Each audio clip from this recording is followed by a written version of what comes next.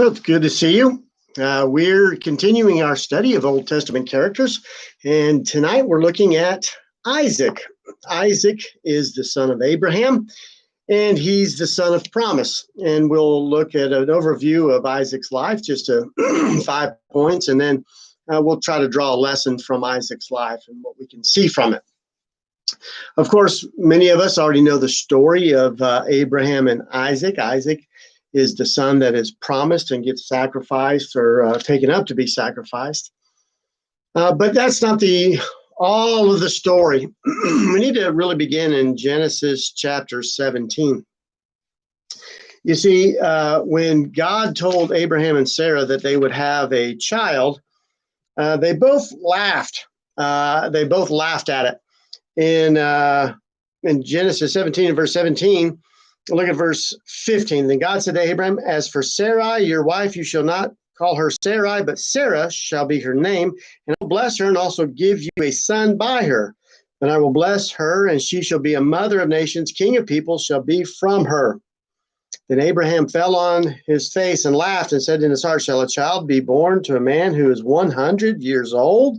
And shall Sarah, who is 90 years old, bear a child?" And Abraham said to God, "Oh, that Ishmael might live before you." You see, they had heard this before, and Sarah had laughed, and they had taken steps to go ahead of God. And Sarah gave Abram her handmaid, and from that union came Ishmael. And so they were trying to fulfill God's promise, but they didn't see how God would do it because Sarah was so old. And so they try to work around God, try to help him a little bit. People do that a lot. They think they're trying to help God. Well, God, it's not working the right way you wanted. It's too simple. Let's complicate the matter. Try to make it easier for you. Don't do that. And God tells Abraham that this is not going to be, Ishmael is not going to be the son of promise. It's going to come from Abraham and Sarah. Matter of fact, in the changing of her name, takes her away, her name meaning a queen, to becoming the queen. And that was in a different lesson. And Isaac's name ultimately ends up meaning laughing one. So every single time they say his name, they're actually saying the laughing one. Who's laughing now? You see, God makes things happen. He doesn't necessarily need our help. He uses us, willing participants, but we need to make sure that we understand that when we laugh at God's plans, God is laughing at yours. And she laughed in Genesis 18 and verse 12. And Abraham's laugh was one of joy, it seems, and Sarah's was one of doubt. And so there's some criticism there. The second point about Isaac is that, and this is the one that we all know the best, is that he's the one that's taken up to be sacrificed. So we got this promised one, this one who's going to be the son of promise. And then God says, go sacrifice that one, the one you love, the one that I said was going to be the one of promise. And Abraham's faith is so immense.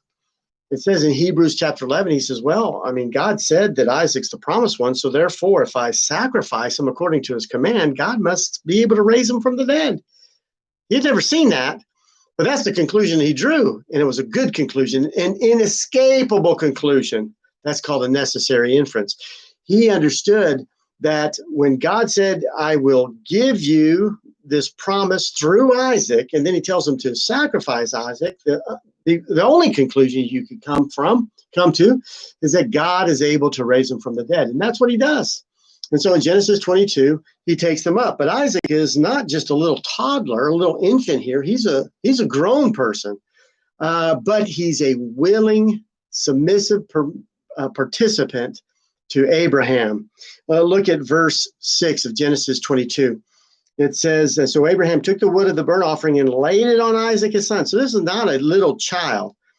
He laid it on his son, and he took the fire in his hand and a knife, and the two of them went together. But Isaac spoke to Abraham, his father, and said, my father? And he said, here I am, my son. And he said, look, the fire and the wood, but where's the lamb for the burnt offering? And of course, Abraham already knew what the offering was. It was going to be him. And Abraham knew that God could raise him from the dead. Look also at verse 9. Then they came to the place of which God had told them, and Abraham built an altar there and placed the wood in order, and he bound Isaac his son and laid him on the altar upon the wood. Now, many of the pictures, the false pictures you'll see in the coloring books and stuff, is some little toddler about a fourth of the size of this great man Abraham. No, you have someone that's probably pretty sizable and strong in and of itself, but Isaac submitted to it. Maybe he didn't fully understand all the parts of it, but certainly Abraham did, and he trusted his father as God trusted his, or as Abraham trusted his. Sorry about that. Isaac trusted his father as Abraham trusted his, the God of heaven. The third point we have about Isaac is that there are many praises and adorations of God for God from Isaac. Isaac adored God. In Genesis 24:63, Isaac went out to meditate in the field at the end of eventide. He was a man of prayer. And he was praying with regards to the potential wife that he might have. Genesis 25:21 says, and Isaac entreated Jehovah for his wife because she was barren. So he prayed to have a wife. He was meditating about that. And then he prayed for his wife that she may have a child. In Jacob's day, his son, after that, speaks back about Isaac and says in 31:42, except the God of my father, the God of Abraham, and the fear of Isaac. Isaac had a fear of the Lord in him. And Jesus himself refers back to Abraham, Isaac, and Jacob. And so we understand that Isaac is one who adores, loves, agape loves God. The fourth point is that the covenant to Abraham is restated to Isaac. Look at Genesis 26. Genesis 26. And it says there in verses 2-5, it says, then the Lord appeared to him and said, do not go to Egypt, live in the land of which I shall tell you. Dwell in this land, and I will be with you and bless you. For to you and your descendants I give all these lands, and I will perform the oath which I swore to Abraham your father. And I will make your descendants multiply as the stars of heaven. I will give to your descendants all these lands, and in your seed all the nations of the earth shall be blessed. The same three promises given to Abraham are reconfirmed with Isaac. And again, the same thing, the single word for seed, not seeds as in many, but seed singular. And Galatians 3 tells us that's pointing at Christ. And he says, because Abraham obeyed my voice and kept my charges, my commandments, my statutes, and my laws, so Isaac dwelt in Gerar. So he's had the reconfirmation of Abrahamic covenant, and he keeps it, and he obeys God also. And the last thing we can learn about his story is that in Hebrews chapter 11, he's counted among the heroes of faith. Look at Hebrews chapter 11. It says in verse 20, by faith, Isaac blessed Jacob and Esau concerning things to come. So for as much as we know about the story of Isaac and what he knew, it's kind of interesting. He's counted there as a hero of faith in Hebrews chapter 11. The last thing I'll say about Isaac is he's one of the only, if not the only, patriarch that only has one wife. He didn't multiply himself wives or mistresses or concubines or any of that kind of thing. He's just a decent, regular guy who loved God and loved his children, loved his family, and he did the best that he could. So what are the lessons we can draw? Well, the first lesson I think we can draw about Isaac is that the one blot on his life is the same blot that's on Abraham's life, in that he told the half-truth with regards to his wife, just as Abraham did with Sarah, in fear of his life. And so here's the first lesson. Folks, children, parents, fathers, this is important. Imitation happens with your children. And so if you're a child listening to this, you need to examine yourself and say, what am I imitating in my parents that's not so good? And you parents saying, what are you doing in your life that your children, the negative things in your life that your children are imitating in you? I don't know if he heard the story or how he heard the story or why he did that, but he ended up imitating Abraham in the same way. And so we need to be very careful about that in the way that we raise up our children. They're watching us. Children, they don't stray too far. The apple doesn't fall too far from the tree, it says. And though we want them to imitate us in all the good things, it's possible they'll imitate us in the bad things. And so, folks, let's be on our best behavior. You fathers, raise up your children in the nurture and admonition of the Lord. And you children, obey your parents. But you need to examine yourselves. Just because your parents did it doesn't make it right. The scriptures is what makes things right or wrong. The second thing is that we learn about Isaac, and we learned it from the main lesson, is that he's submissive to God. He submitted to the sacrifice.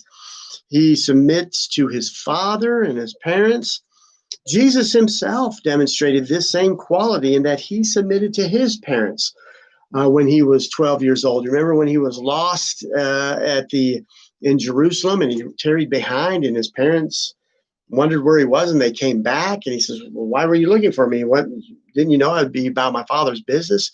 And then it says he went down and he submitted to his parents. James chapter 4, verse 7, therefore submit to God, resist the devil, and he will flee from you. Submission is a part of everybody's life in one way or another. Get used to it. The third lesson that we can learn, I think this is probably one of the great lessons, is that an acceptable life can be a quiet, peaceful life. He's noted for his peaceableness. Look at Genesis chapter 26. Genesis 26, the whole story goes from 14 to 22. And basically what you find out is that he was a peaceable person. He didn't try to start quarrels, and he had dug some wells, and he was prevented from using those wells. It says there in verse 22, and he moved from there and dug another well, and they did not quarrel over it. So he called his name Rehoboth, because he said, for now the Lord has made room for us, and now we shall be fruitful in the land. He was noted for being a peaceable person. 1 Timothy 2, 1 through 5 tells us to pray. Pray to God so that we might live a quiet and peaceable life. That's a good thing, and that's one of the lessons we get from Isaac. His life is not full of great amount of heroism or anything like that, but that's okay. A quiet life is an acceptable life, and that's okay. But he remained faithful to God. The fourth lesson, and I mentioned it before, is he abstained from multiple wives and concubines. He had one wife, Rebecca. And he left that choice to God prayerfully. Remember how he meditated and he prayed for that, and he left that choice to God, and he found a godly woman in Rebecca. He was a prayerful person, Genesis 24 in verse 63. You know, it says later on in the law of Moses that the king shall not multiply to himself wives, and we see them failing in that all the time. People think even today, why did God change the law? He never changed the law. It was never a part of the law to have multiple wives or multiple concubines or any of those types of things. But Acts 17 says that God winked at those things in times past during the shadow periods, but commands all men everywhere now to repent. And so Isaac was just one of those fellows that was content with the love of his youth. And what a wonderful example of that is, of faithfulness in his marriage. And the fifth lesson, the last lesson, is about his own children. Isaac lived an acceptable life, of submissive life to God. He abstained from multiplying his wives. He had one wife. He was just a simple man, just living a simple life in God during the covenant period that he lived under. But he had two children, Jacob and Esau. And he loved Esau a lot. He liked how Esau was rough and tumble when hunting and made this stew. And Jacob seemed to be mommy's favorite, mama's boy or whatever. And what's the lesson? You can have two children raised under one house go in two completely different directions. Jacob is noted to become the father of Israel. His name gets changed to Israel, the father of these 12 tribes. And Esau becomes a profane person. Look at Hebrews chapter 12. Hebrews chapter 12 tells us this about Esau. It says there in verse 16, it starts in verse 12, chapter 12, verse 12, talking about pursue peace with all people, holiness, look carefully lest anyone fall short of the grace of God, lest any root of bitterness springing up cause trouble, and by this many become defiled, lest there be any fornicator or profane person like Esau, who for one morsel of food sold his birthright.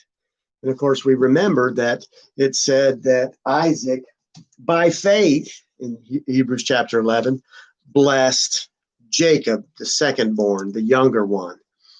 And so, parents, I just give you a little bit of encouragement. You can live a quiet, peaceable life. You can bring your children up in the nurture and admonition of the Lord, but ultimately, it's the children's choices, their own desires, that will either lead them, take them to God, or take them away from God. And certainly we can do better. We always can try to seek to improve ourselves in the raising of our children. But at the end of the day, you do the best job you can. But the children are going to be held responsible for their actions. And you have two children in one house, and they can go in either direction. And so those are the lessons from Isaac. And it's interesting that Genesis 35, at the close of his life, puts him at 180 years old at death. And there's not really much negative said about him. Basically, he led a quiet and simple and peaceful life, tried to get along with people. He submitted to God. He followed God. He played his role. He played it well. And there's encouragement for us. You see, people often want to go out and they feel bad about their lives because they didn't do some great heroic thing. Who said you had to? Who said that a meaningful life had to be a life where you went out and won some great battle, or you went out and did some incredible thing and you got a statue for you? I don't hear many lessons about Isaac because his life was simple, but it was an acceptable life, a life of peace and quiet, raising children, doing the best he can, one wife, and he loved God. You can do that too. There's room in the kingdom for people like that. And we need people like that because they bring a gift, a talent to the church that is so needed. If everybody was trying to be a showboat, it's like a sports team. If everybody on the team tried to be a showboat, you'd never win anything. We need all kinds of people. And folks, this is a great lesson. It's okay to live a quiet and peaceable life. It's acceptable to God. Well, I hope this has helped you to learn about Isaac. Simple lesson, simple man. Not a lot said about him, but what's said about him can give us a lot of encouragement. And I hope it's helped you. If you need help studying your Bible, if you have some questions about life or godliness, we'd love to help you and give you a Bible answer for those things. Just reach out to us through the Facebook page or the website, through our phone numbers, whatever we can do to help you study God's word so much better so that you might have comfort and patience and hope. May God bless you in your studies. Thank you.